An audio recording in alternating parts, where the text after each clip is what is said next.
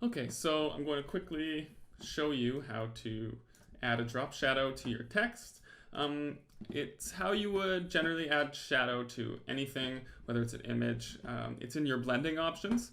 So here I'm using my trusty old DM1 image again, and I'm going to type some text in.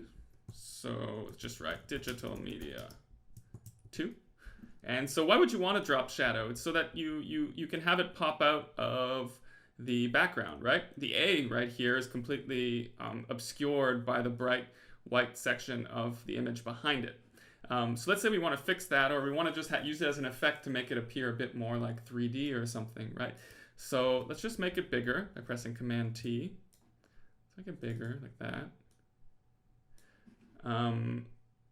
And so let's add the drop shadow to it. So what you're going to do is you're going to go into your layers panel down here, and you're going to select your text layer, and you're going to right click that, and then you get this this drop down menu that comes up, and you want to click the first option, which is blending options, and you're going to have this layer style window pop up, and at the bottom you have your drop shadow, and you're going to go ahead and select that. And you see how it already adds it on its own. It adds a kind of default drop shadow, and it's already popping out a little bit. And in this menu is where you're going to mess around with the properties of this shadow. You can change the angle. So if I put it like this, it means the angle is coming from this direction. But if I put it like this, you can kind of shift the angle around. You mess around with how you want.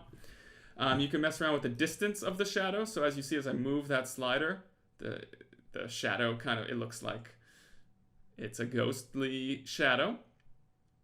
You could change the spread of the shadow itself, and you can change the size of the shadow.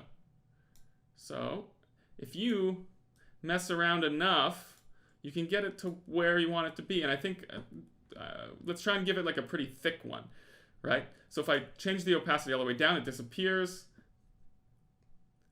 But now it's not transparent at all, and so I have this thick shadow behind it. And I could change the distance, change the spread, so now you see it's just like this weird bubble effect.